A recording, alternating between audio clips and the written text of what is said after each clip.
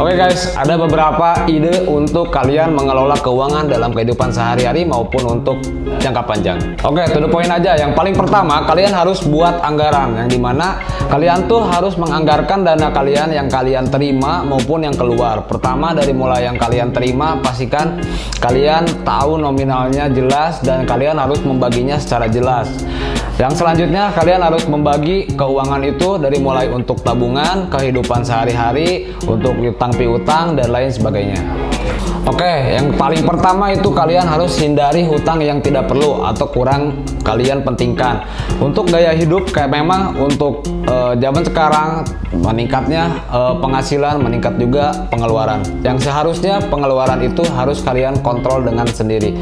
Yang dimana kalau pengeluaran kalian biasa habis 600.000, harusnya ketika pendapatan kalian naik, pengeluaran itu tidak ikut naik untuk menjaga kestabilan keuangan kalian. Yang dimana kalian harus membagi dana tabungan dan juga dana darurat yang kalau misalnya dana darurat itu tidak diperlukan, mau tidak mau ketika ada atau kalian tidak menyimpan untuk dana darurat, mau tidak mau ketika ada hal yang di luar ekspektasi kalian, misalnya amit-amitnya orang tua kalian celaka atau apa, itu kalian tidak ada dana untuk menghandle masalah itu.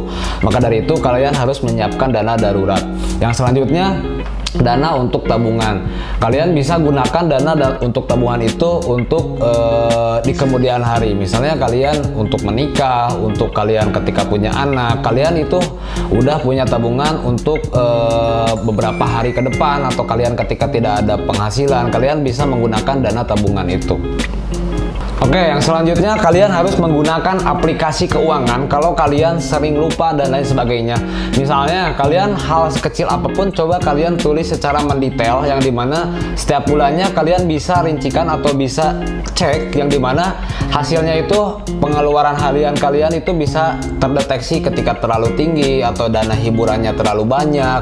Kalian juga harus menyisihkan dana-dana untuk berbagai hal tersebut. Makanya perlunya aplikasi keuangan, misalnya untuk kebutuhan sehari-hari kalian bisa mendatanya dengan rapih dan lain sebagainya. Itu sangat berfungsi atau berguna untuk mendeteksi kesehatan keuangan kalian.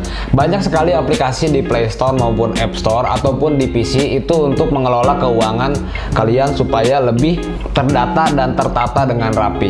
Nah, kalian bisa juga konsultasikan dengan ahli keuangan untuk memanage keuangan kalian, karena banyak juga perusahaan yang seperti banyak pesanannya, seperti banyak orderannya untuk sebuah perusahaan, tapi keuangannya tidak stabil. Itu biasanya gara-gara bagian finance atau keuangannya yang kurang disiplin.